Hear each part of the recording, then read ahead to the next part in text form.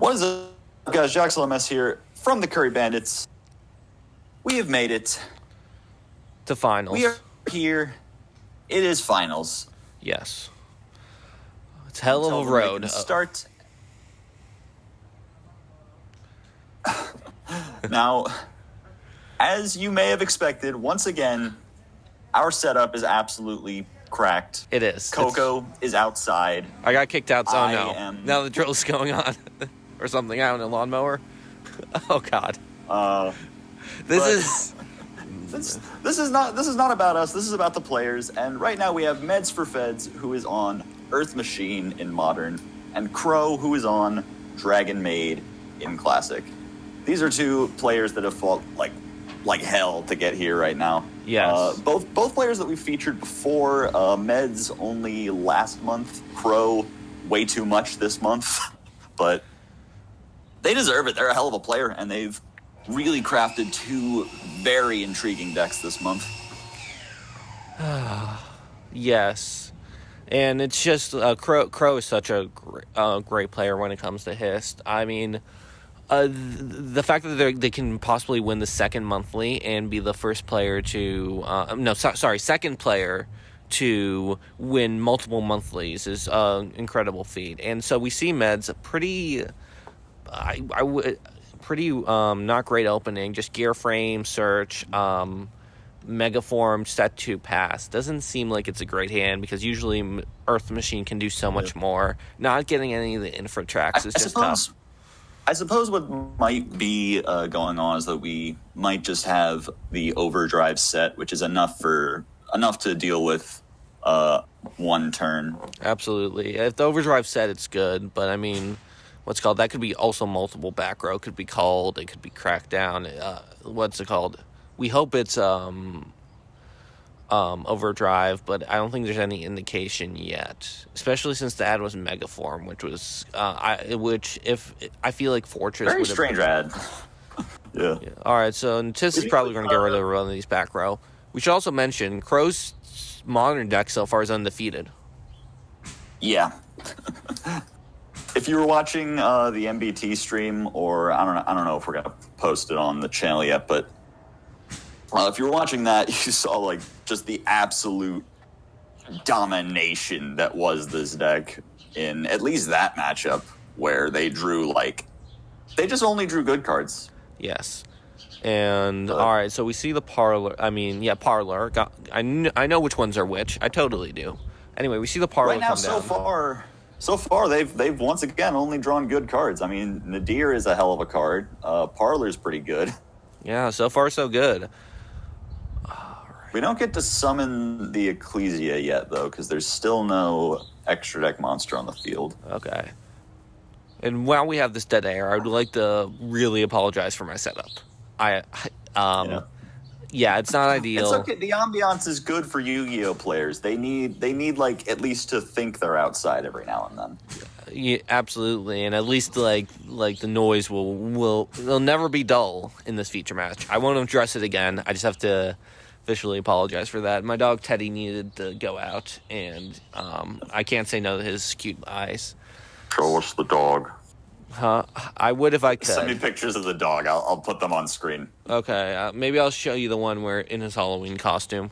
That's a good one. We're going into battle phase and using the Parlor, so that's actually something that Crow has very much shown the inherent viability of this month. Is just how strong just tagging into the big dragons is.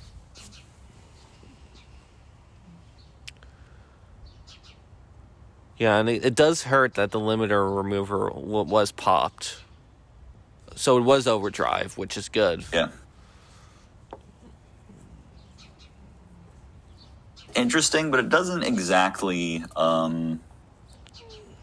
resolve any of... Oh, we're going for Air Raider instead of... It just deck thins, because I think this gets you into Citadel. Yeah. But does it summon in defense mode? No, this doesn't get you into Citadel because it's based on level. Oh, it's going into Fortress. Interesting. So I guess that's why the Megaform play. Maybe the Meds Drew Citadel? That could be a possibility. Does Overdrive summon from hand or deck. So it could have done that, but maybe if you already have Citadel in your hand, you want to get Fortress in the graveyard, and that's just easier. Since Fortress essentially does the same thing that Citadel would have done. And now we're going to be able to use the Fortress to pop the Lorpar. So we do have...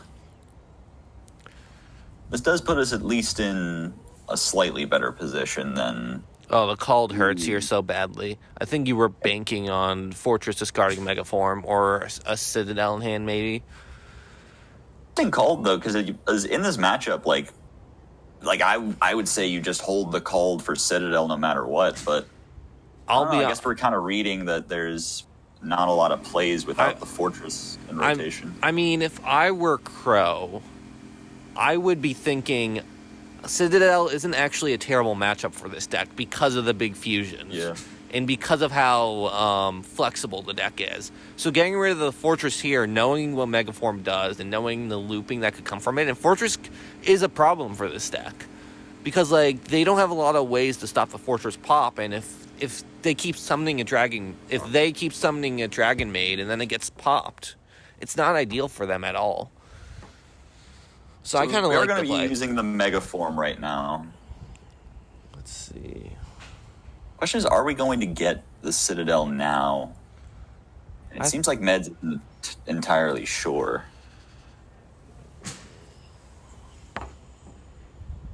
Yeah, I'm trying to think of what else can you get at this point? You've run through a lot of the engine. You went through Gear Frame, Air Raider, Megaform, and Fortress. And I'm trying to think if there's anything where they can use Anchor Drill and boost up the levels, but I can't think of anything off the top of my head. I think it has to be Fortress. I mean, Citadel. Overall, though, I think it's an interesting position. I think Crow is in a slightly better position. Let's see, can this summon in attack mode? So there is a think. So that means there's another target. I'm trying to think what it is. Are you thinking it's the graveyard one? Oh, because someone from graveyard? The green thing. I don't fucking know what the green thing is called. That's the best you're gonna get. Okay, yeah, I've never even seen the green thing be summoned. Oh, there's also Metal Cruncher. Oh, yeah, this is actually I like this play a lot, actually. If they can, I suppose now we're going to reveal the Dozer. I only remember these cards based on colors these days. You're going to have to bear with me. The one is Dozer. You have to have one of them be Dozer. And then the Bullet Train, and maybe like the third best one would be like Pegasus. Maybe you go for. I didn't see what it does. I don't know if it shows us. Oh, it doesn't show us. Okay, my guess it would be like the 2 infra tracks. Those are in the level 2 because even if you level 2 is the worst one because it doesn't do anything immediately, but next turn it just completely sets you up. Yeah. And then the level 10, I guess. It looks like whatever they added, they aren't going to be using right now. So I assume that means that they didn't add Dozer. Or what this could also mean is we know Crow has an Ecclesia in hand. So right, so we probably don't want to go into the Xyz, but they could also just normal summon that. Yeah, but then they're using their normal summon on Ecclesia, not Dragonmaid. And what does Ecclesia do on this board if there's no extra deck monsters? Yeah. So that could be part of the reasoning. It puts Crow in a weird position where it's like the emphasis is on them to make a extra monster so Ecclesia triggers. And if Meds for Feds have any back row that can stop it, it's going to be tough. But there's no back row. So if Crow has the ability to at least fusion summon or at least make a link, I think they're in a very favorable position here.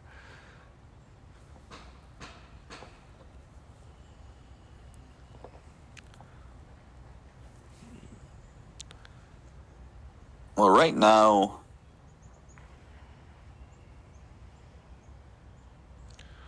like I would like to think every time like something happens in the background, like Dame, dame. Dame, Yes. dame, dame, You read my mind.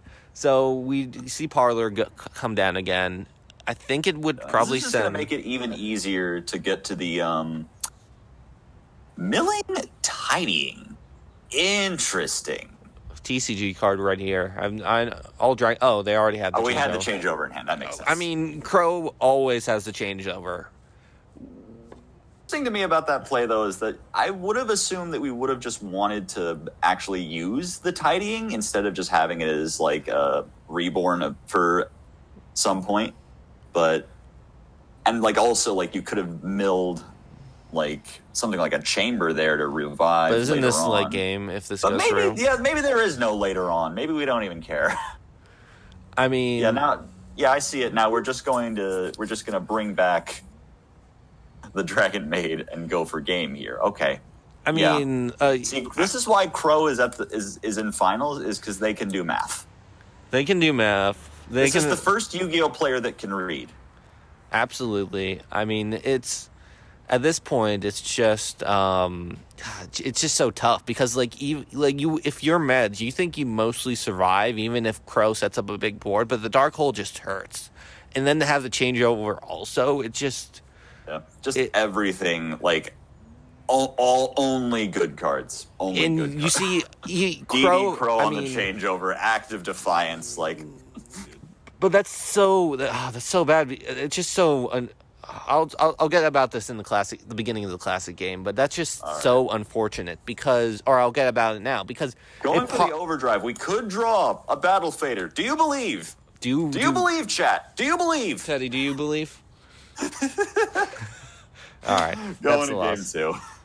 Okay, so we're in Classic for Game 2. I'm assuming Meds goes second here because I just like going second in Classic in general. What I was going to end that Modern game in saying, it's so unfortunate for Meds that Crow opened the changeover because what could have happened is maybe Crow sends changeover from Parlor and tries to get back to the hand. Then DD Crow banishes changeover and Meds is in such a good position even with everything that's happened on the board. But... So it looks like Meds chose to go first, but then has not done anything with it. That is very... I suppose that it's somewhat unfortunate. Or he just knows what deck he's playing against and is like, yeah. Like, yeah, I don't need cards on the board. I'm fine. I just want to see how... I can wait. I just want to see if I can, open some traps. And if I don't, what are you going to do? Yeah, okay. So this is the game we've already started. This is the dichotomy of the difference between Classic and Modern, where... Modern, you have to summon all these big monsters and get this advantage. In Classic, it's like, I'm fine with passing multiple turns. I don't believe... Modern, you're actually... Modern, the joke I made about, did we draw a Battle Fader? That's a real thing here. Yes. Because Crow is actually playing the Battle Fader deck. That's right, ladies and gentlemen. This matchup is Madolche versus Ghostrick Monarch. Man, I wonder what Meds' hand is. They're not even, summon something. To those who have been following the feature matches, this may seem distressing. All right, so we're getting the mathematician. Has it been 2 turns already? I feel like 2 seconds ago. It's been 6 turns, apparently. Or 3 each, I guess. And so we are getting the Treeborn in rotation. I mean, if he's not summoning anything, I think I'm pretty sure Meds is a he. But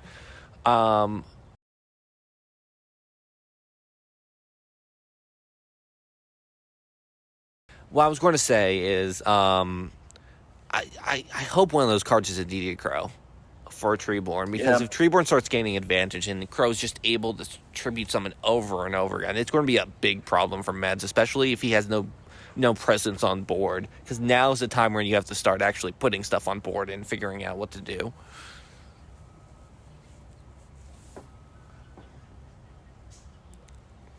Looks like we're thinking about something. Maybe there's I wonder if we actually have a way to set up Hoot Cake right now, and we're just wondering, is this the right time for it, or do we save it? I mean, I feel like you have to do it now. You have the face down and the mathematician, which if you could go into the tiramisu, great. But at least get Ticket or Chateau on the field. Like right now, Light in Darkness. Yep. Ooh. What a lad. What a lad. Ooh, wow, that's tough. That's tough. I mean, you're hoping those back row can chain to each other so you could get rid of the... I hate that play. Compulsing, going to chip away at some of the attack points. That's at least that's something. I hate that play. Compulse is so clutch against Lad because literally you can force out the negate anyway. I would take the extra 500.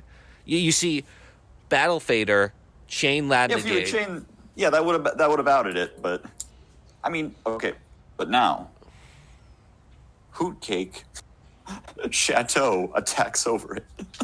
Great. Chateau gets negated, so. But then that lowers the Lad's attack even further. There we go. We're gaming. Does Lad destroy? I thought it negates the activation. Right? Yeah. Yu-Gi-Oh is a game. Yeah, it's just weird because most cards say negate and destroy, and Lad is just like, nope, it's just negate the activation. So my head is always the continuous spells and traps versus Lad has always confused me, and I will never learn it because I'm dumb. But we're looking at this. I mean, Crow is in such a great position here. Oh, man, this is tough. I mean, what could Med's hand be? Well, there's Darkhold trying to repay the favor from last game. But at least now it is definitely attack-overable by a Hoot Cake. I am a prophet. I know this deck like the back of my goddamn hand.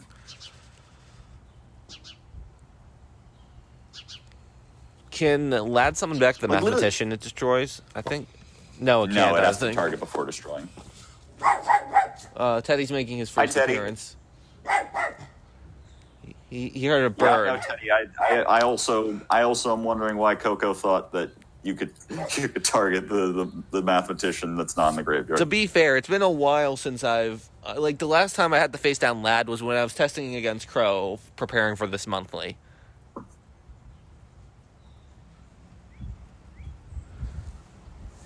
I mean, even then, though, Crow, this is like you summon back the Veil in Graveyard, then you get the Treeborn. If you have any good tribute summonable monster, this is just, you could get rid of the Hoot Cake here, probably. Summoning back the Battle and Boxer Veil. Ooh, this is one of my favorite techs that Meds is on. Shard of Greed. This is Pot of Greed eventually, which is actually not bad in Classic because either it forces out some sort of back or removal, or you just get to draw 2 cards eventually, which games will go on long enough, especially against this deck, for that to come up. I mean, but will it, though? I mean, at this, man, it's tough. Meds has been playing very passively, and if he had that ticket and that Hoot Cake, to be honest, I don't even care at this point. I would have summoned the Hoot Cake earlier and just tried to beat over some of this stuff. At least the question is, do we have a monster that can get in the graveyard? Or we might have a creature swap. Summoning the Treeborn, telegraphing a creature swap. Is that in the cards? Literally. Maybe it's a bluff. Okay. No, yeah, looked like a bluff. That's got to be the worst tribute summon. No, Kais is pretty bad. Oh. We did still have the creature swap, though. I am a prophet. Okay, that back row has to be something. Veil is better. That back row has to be something.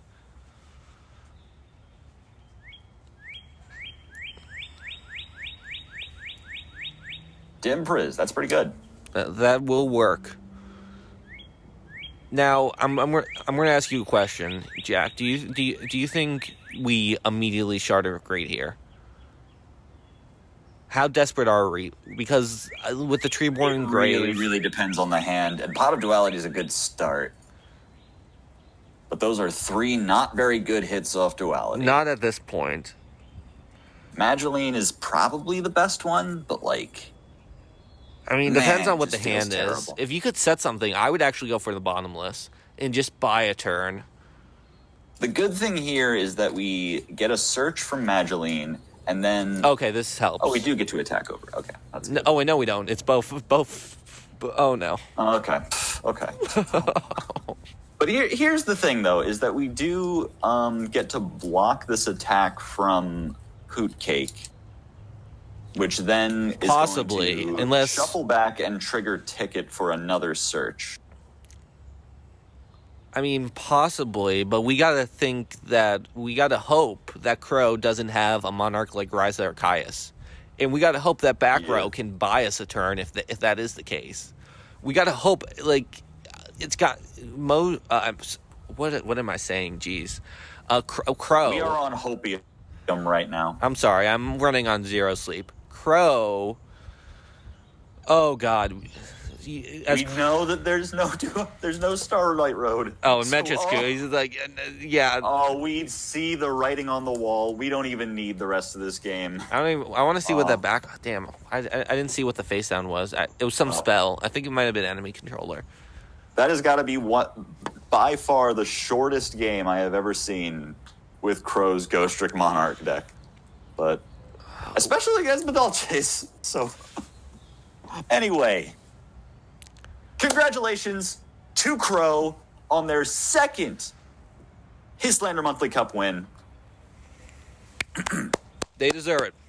They do deserve it. Congratulations for bringing two of their babies. To be honest, these are decks that they have nurtured and cared for months, and finally taken them to the top of Top Cut.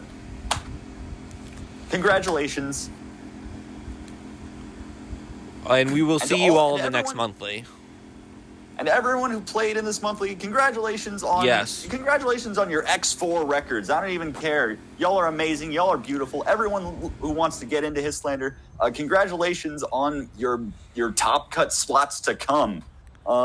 We loved having you here. We loved commentating for your feature matches. And we know that you don't love us because we're not Mambo. But that's okay. Nevertheless, we will see you guys in the next video. Congrats, everyone. See you in the next video. Happy Tuesday. Happy Tuesday.